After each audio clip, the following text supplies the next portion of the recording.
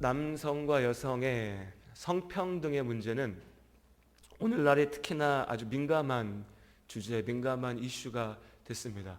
좀 피곤할 정도입니다. 어디 가서 말 한마디 잘못하면 남자라서 저렇게 말한다고 그러고, 또 어떻게 얘기하면 여성이라서 또 저렇게 얘기한다라고, 뭐 남녀의 문제를 떠나서 서로에게 좀 피곤한, 예, 어려운 이런저런 갈등이 많은 시대에 우리가 살고 있습니다.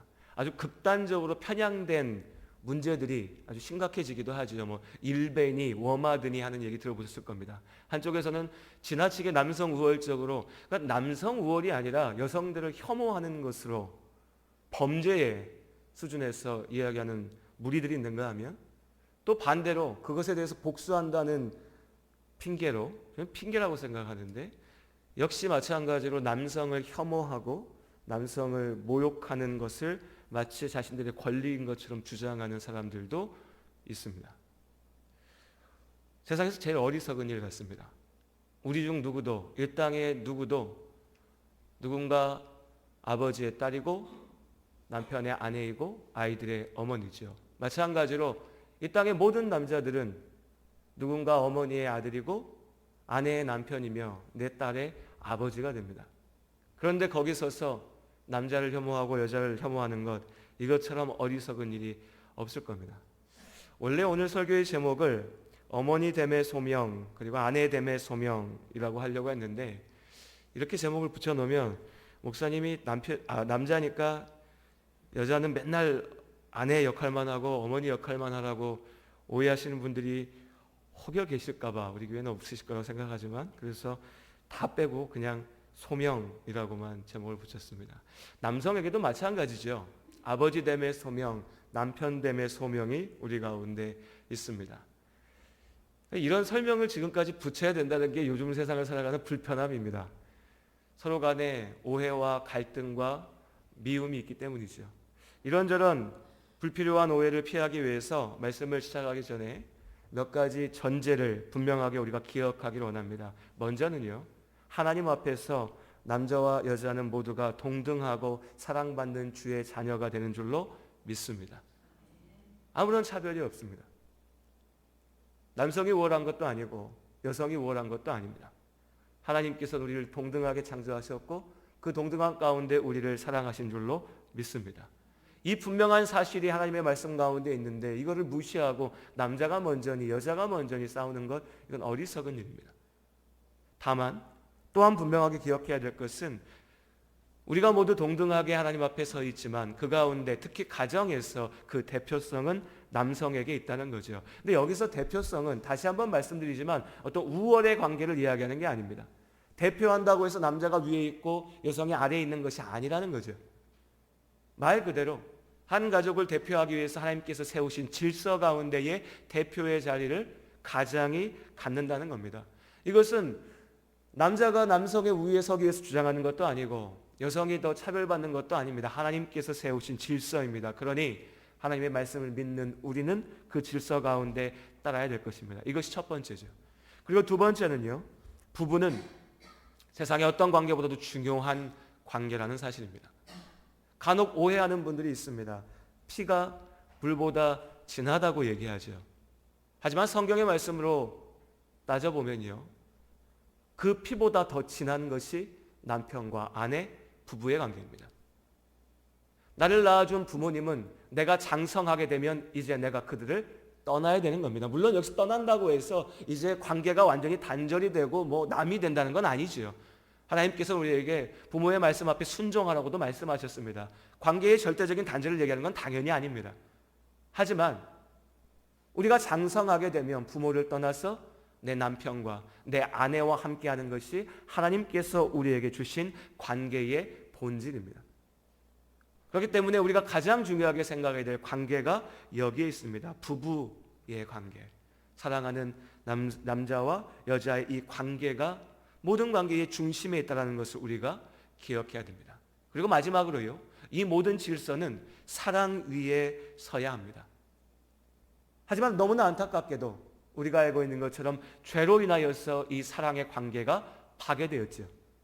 그래서 남편은 남보다 못한 사람, 남의 편에서 남편이라는 우스갯소리 같지만 마냥 우스갯소리만은 아닌 이런 말들이 사람들이 입에서 떠돌게 되고, 앞서 말씀드린 것처럼 남자와 여자가 서로 머리가 되겠다고, 서로 앞서겠다라고 싸우고 서로 미워하고 혐오하는 것이 이 세상의 현실의 모습이 되었습니다. 하지만 이 순서를 거꾸로 우리가 죄 가운데 있다는 이유로 하나님께서 우리에게 주신 이 사랑의 관계 자체를 무너뜨려서는 안 됩니다. 우리는 분명히 기억해야 됩니다. 하나님 앞에서 우리는 동등하나 그 대표되는 자리를 하나님께서 가장에게 주셨다는 것, 부부의 관계가 무엇보다 소중한 관계라는 것, 그리고 이 모든 관계는 오직 사랑 위에 서야 된다는 것, 이 전제들의 신뢰가 분명한 예가 말씀 가운데 있습니다. 골로새서 3장 18절에서 19절 말씀, 오늘 제가 몇몇 분에게 말씀을 들었는데 주보 뒤에 이 18절과 19절의 말씀을 적어놨더니 왜 앞에만 보고 와서 얘기하시는지 모르겠어요. 읽어보셨습니까? 주보 갖고 계세요? 주보 뒤편에 금주의 말씀에 있지요. 아내들아 남편에게 복종하라. 이는 주 안에서 마땅하니라. 이것이 하나님께서 주신 명령인 줄로 믿습니다. 근데 이것만 보고 얘기하시면 안 되죠. 그 뒤에 남편들아 아내를 사랑하고 괴롭게 하지 말라는 말씀이 함께 주어져 있습니다. 나누어 줄 수 있는 말이 아니죠. 아내는 남편에게 복종한다면 남편은 아내를 사랑하여서 괴롭게 하지 말아야 됩니다. 저는 사실 남자지만 이것이 반대가 된다면 언제든지 환영한 입장입니다. 여성에게, 제 아내에게 100% 복종하고 싶습니다. 제 아내가 저를 너무나 사랑하고 저를 괴롭게 하지 않으면요, 저를 기쁘게 만들어주고 저를 행복해 해준다면. 오늘 말씀이 그렇지 않습니까? 근데 남성들은 앞에 아내들은 남자에게 복종해야 돼 이것만 보고, 아내들은 남편은 나를 편안하게 해줘야 돼 이것만 본다면 이 말씀 자체가 무너져 버리는 겁니다. 에베소서 5장 22절에 이어지는 말씀도 마찬가지죠.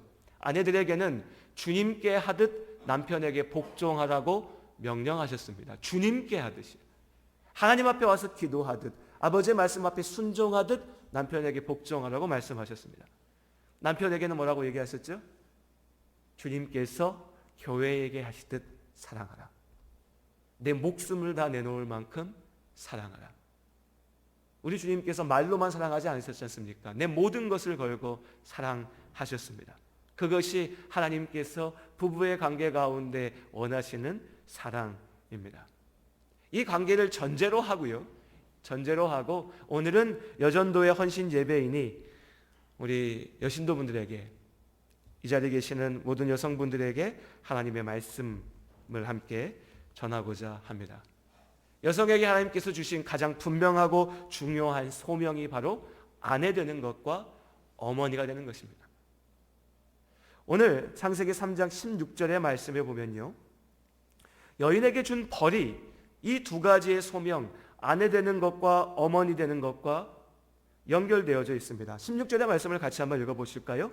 창세기 3장 16절 함께 읽겠습니다. 오늘 여기서 하나님께서 하와에게, 여인에게 주시는 형벌은 두 가지가 있는데요, 하나는 네가 임신하는 고통, 그리고 수고하여서 자식을 낳게 될 것이다 라고 하는 한 가지가 있고요, 다른 한 가지는 너는 남편을 원하고 남편은 너를 다스릴 것이다 라고 하는 한 가지입니다. 이 두 가지죠. 앞선 것은 아이를 낳는 것, 그러니까 어머니가 되는 것과 관련이 되어 있고요, 뒤에 있는 두 번째는요, 남편과, 그러니까 내가 아내가 되는 것과 관련이 되어 있습니다. 먼저는 임신하고 아이를 낳는 고통, 어머니 되는 것입니다. 오늘 본문을 잘 한번 살펴보지요. 이 어머니 됨과 아내 된다라고 하는 것이 하와가 여인이 하나님 앞에 죄를 범하고 나서 주어진 이 명령 가운데 있기 때문에 아내 되는 것과 어머니 되는 것은 벌인가 저주인가, 그래서 내가 고통당하는 건가, 여기까지만 들으시면 역시 그런 거였어, 자식 낳는 게 이렇게 힘든 이유가 있었어, 이건 저주였어, 저 원수 같은 남편하고 사는 게 아픈 이유가 있었어, 이건 나에게 주신 벌이었어 라고 생각하신다면 오늘의 본문은 절대 그렇게 이야기하고 있지 않습니다. 먼저 출산은 형벌인가? 여기서부터 보지요. 뱀에게 하나님께서는 분명하게 저주하셨습니다. 죄를 이끈 뱀에게 하나님께서는 그에게 저주한다라고 오늘 14절 이하의 말씀에서 말하고 계십니다. 하지만 하와에게, 여인에게는 저주한다라고 말씀하지 않으십니다. 아담에게도 저주한다라고 말씀하지 않으십니다. 오히려 그들을 대신해서 땅이 하나님 앞에 저주받았다라고 이야기하죠. 분명히 우리가 기억해야 될 첫 번째가 여기에 있습니다. 사실 정확히 얘기하면 아이를 낳는 데 생기는 고통, 이 고통 자체도 형벌이라고 얘기하기도 애매한 것이 본문에서 내가 이것을 너에게 벌로 주는 것이다 라고 말씀하지도 않으십니다.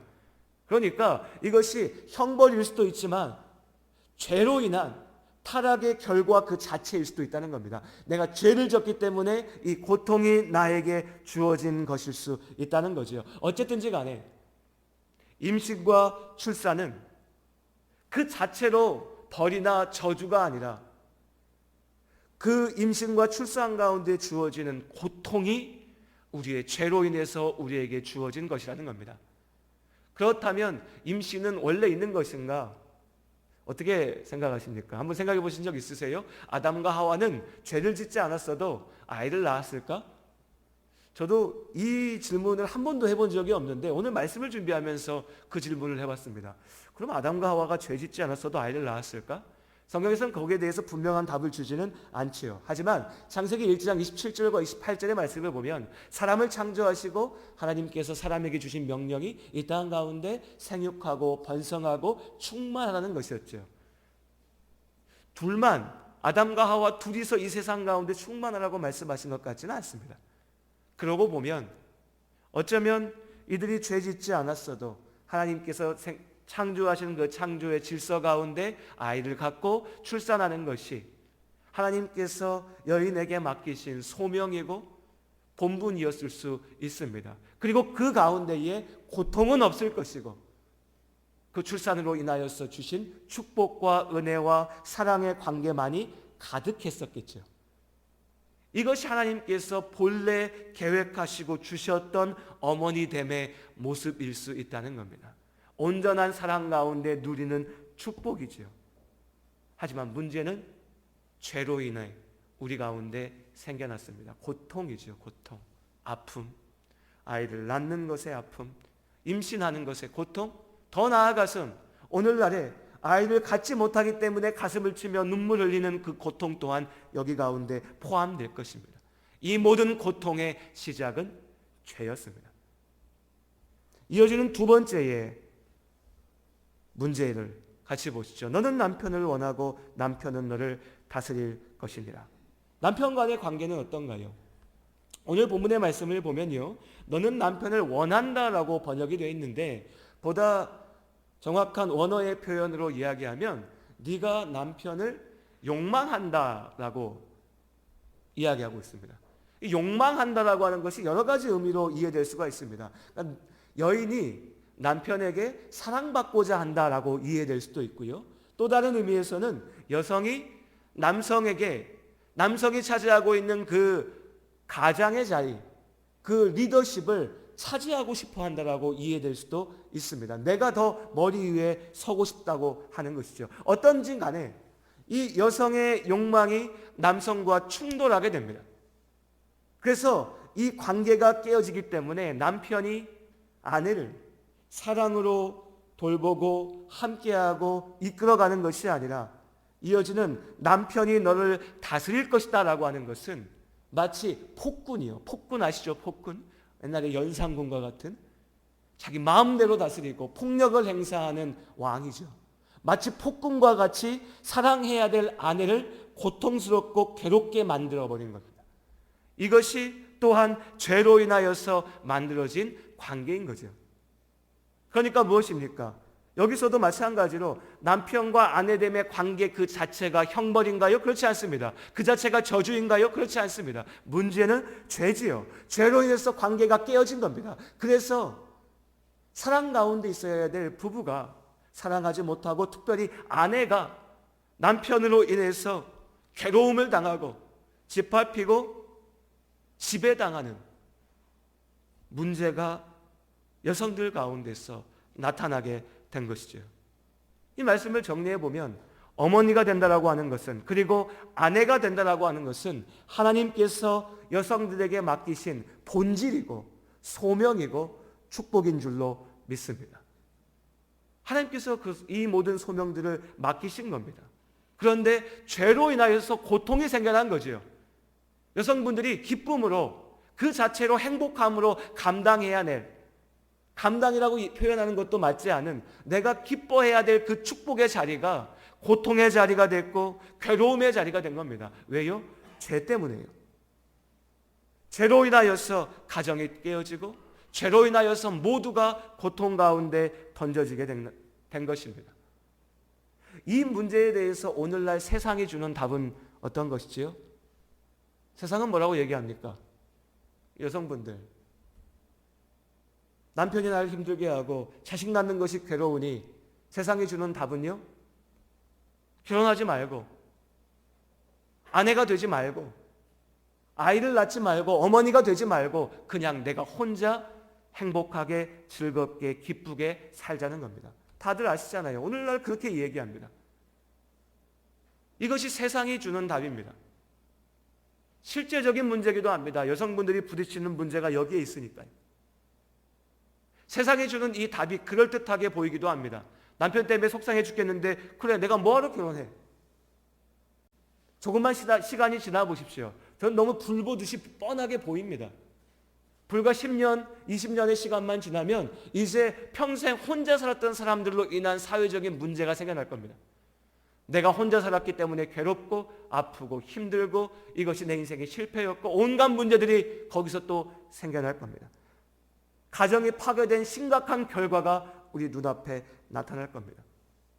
죄로 인한 문제를 또 다른 죄로 해결할 수는 없기 때문입니다. 죄로 인한 문제는 오직 예수 그리스도의 은혜 가운데만 해결할 수 있는 줄로 믿습니다. 예수를 믿고 구원을 받는다고 하는 것은요, 막연하게 내가 세상 살 때에 하나님 복 받아서 좀 더 잘 살 수 있겠다, 그리고 내가 죽고 나면 천국에 간다, 여기서 멈추는 것이 아닙니다. 예수를 믿고 구원을 얻는다고 하는 것은 내가 죄의 문제 가운데서 벗어나는 것입니다. 내가 죄의 영향에서 벗어나는 것이고 나의 삶 가운데 더 이상 죄악의 결과가 영향을 미치지 못한다는 겁니다. 그래서 죄의 결과는 사망이지만 우리는 죽지 아니하고 예수 그리스도 가운데 다시 살아나게 됨을 믿습니다.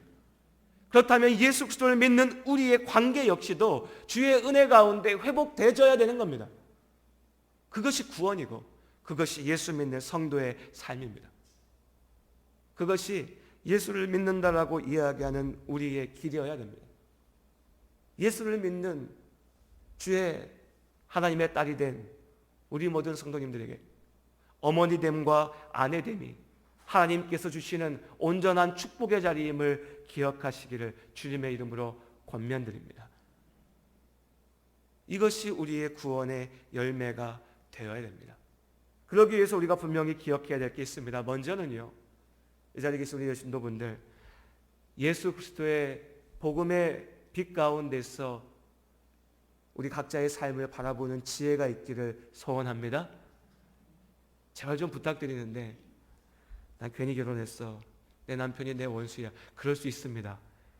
남자가 어떤 족속인지는 저도 잘 압니다. 여성은 잘 모르지만요, 남자가 원수가 될 수 있습니다. 하지만 내가 괜히 결혼했어, 저 남자가 내 원수야, 저주야, 내 자리는 실패의 자리야, 이렇게 말하며 불평과 원망의 노예가 되지는 마시기를 간곡히 당부드립니다. 아이를 기른다는 게 참 어렵지요. 끝이 없지요. 청소년이 돼도 장성하여도 자녀가 나에게 고민거리이고 근심거리가 됩니다. 하지만 그 자녀가 내 짐이야, 내 괴로움이야, 내 저주야, 이렇게 얘기하지는 않았으면 좋겠습니다. 왜냐하면 하나님께서는 원래 우리에게 그 관계를 사랑의 관계로 축복의 자리로 주셨습니다. 다만 죄로 인하여서 그 관계가 깨어진 것이죠. 그러니까 우리가 그 본질을 바라볼 수 있었으면 좋겠습니다. 내가 사랑해야 될 나에게 맡기신 남편을 원망하고 미워하기 전에 사랑할 수 있기를 바라고, 나를 힘겹게 하고 때로 나에게 무거운 짐처럼 다가오는 자녀들이지만 그 또한 하나님께서 주신 축복임을 잊지 않았으면 좋겠습니다. 다만 그 안에 있는 죄악됨이 문제임을 기억하며 여러분의 삶을 바라보실 수 있기를 주님 안에 축복합니다. 그리고 또한 그렇기 때문에 우리가 기도해야 됩니다. 나 혼자 그렇게 바라본다고 문제가 해결되는 게 아니기 때문입니다. 나 혼자 그래, 내 남편도 하나님이 나에게 주신 나의 소명의 자리지, 내가 사랑해야 될 사람이지, 아무리 외치고 아무리 다짐하고 아무리 사랑한다라고 해도 그 사람이 바뀌지 않으면 아무것도 해결되지 않죠. 그렇습니다. 그러니까 단지 아내 되셨으니까 참으시라고 말씀드리는 게 아닙니다. 어머니니까 참아야 된다는 걸 말씀드리는 게 아닙니다. 다만 내 자리가 어떤 것인지는 하나님 말씀 앞에서 기억하시라는 것이고, 그리고 그 자리를 온전케 회복하기 위해서 우리가 기도해야 된다는 거죠. 무작정 사랑하라는 것이 아니라 내 남편이 지금 죄 가운데 빠져서 악을 행하고 있으니 그를 위하여서 기도하며 하나님께서 그를 바꿔주시길 위하여서 기도하시기 바랍니다. 내 자녀의 문제를 괴로워하고 원망하고 불평만 하는 것이 아니라 그 문제를 놓고 하나님 앞에 간절히 기도하시기를 주님의 이름으로 권면드립니다. 어머니의 기도 가운데 하나님께서 역사하실 줄로 믿습니다. 아내의 기도를 통하여 하나님께서 남편을 바꾸실 줄로 믿습니다. 이것이 우리가 싸워야 될 영적인 싸움의 자리입니다. 이것이 하나님께서 믿음의 아내가 되고 믿음의 어머니가 되는 이 자리에 계신 우리 성도님들께 원하시는 모습인 줄로 믿습니다. 그리고 마지막으로 사랑하는 겁니다. 주님의 이름으로 사랑하는 겁니다. 주님의 이름으로 사랑한다라고 하는 것은 방종이 아니죠. 내 남편이 악을 행하는데 옳지 못하는 것을 이야기하는데 그것 또한 옳다라고, 아무 문제 없다고, 당신이 가장이니까 나는 당신을 쫓아가겠다고 얘기하는 것은 사랑이 아닙니다. 어리석음이죠. 방종입니다. 죄의 길을 쫓아가는 겁니다. 그것이 사랑이 아닙니다. 믿음 안에서 사랑하시기를 주님의 이름으로 권면드립니다. 무엇이 옳은지를 보여주십시오. 무엇이 온전한 길인지를 보이시기를 바랍니다. 어머니로서 아이들에게 무조건 옳다고 아이들의 마음에 드는 것만 맞춰주는 것이 사랑이 아닙니다. 그저 세상 가운데 성공하면 된다고 얘기하는 것은 절대 사랑 아닙니다. 이제 네가 다 컸으니까 돈 많이 벌어서 잘 살면 된다고 얘기하는 것은 절대로 사랑이 아닙니다. 방종이지요. 버리는 거죠. 죽이는 겁니다. 내 안에 계신 예수 그리스도의 진리의 말씀을 전하시길 바랍니다. 그 진리의 말씀 앞에 사는 것이 무엇인지를 보여주시기 바랍니다. 예수의 이름으로 사랑하시기를 바랍니다. 그것이 하나님께서 어머니로, 아내로 부르신 우리 여전도의 성도님들 한 분 한 분이 마땅히 서야 될 삶의 자리인 줄로 믿습니다. 꼭 기억하십시오. 주의 말씀으로 나의 자리를 바라보자. 기도하자. 사랑하자. 이것이 오늘 이 저녁에 하나님께서 우리 성도님들께, 특별히 아내 되시고 어머니 되신 성도님들께 주시는 말씀으로, 귀한 축복의 말씀으로 기억하시기를 주님의 이름으로 당부드립니다. 그리고 마지막으로요, 계속 아내 되신 분들께만 말씀드렸으니까 마지막으로 남편이 되시는 우리 성도님들께만 권면드리고 싶은 말씀이 딱 하나 있는데, 남성을 대표해서 함께 같이 우리 남신도분들만 한번 19절 말씀 큰 소리로요, 골로새서 3장 19절 함께 읽도록 하겠습니다. 함께 읽겠습니다. 남편들아 아내를 사랑하며 괴롭게 하지 말라. 아멘. 한 번 더 읽어볼까요? 남편들아 아내를 사랑하며 괴롭게 하지 말라. 아멘. 이 말씀이면 충분한 것 같습니다. 사랑하고 괴롭게 하지 말라. 내가 사랑하는 아내에게 나의 존재가 고통이 된다면, 내가 사랑하는 아내에게 나의 존재가 괴로움이 된다면, 이것보다 아픈 말이 있을까요? 제가 이 말씀은 하반기에 남전도의 헌신 예배 때 다시 전하도록 하겠습니다. 하지만 이 자리에 계신 우리 남신도분들 분명히 기억할 수 있었으면 좋겠습니다. 사랑하는 아내에게, 하나님께서 나에게 맡기신 아내에게 내 존재가 고통이 된다면 나의 인생은 이미 실패한 겁니다. 이 말씀을 꼭 기억하시며 하나님께서 나에게 주신 귀한 축복의 사람들, 나의 아내와 나의 자녀들을 하나님께서 교회를 사랑하듯 사랑하는 우리 남신도분들 되시기를 또한 권면드립니다. 기도하시겠습니다. 하나님,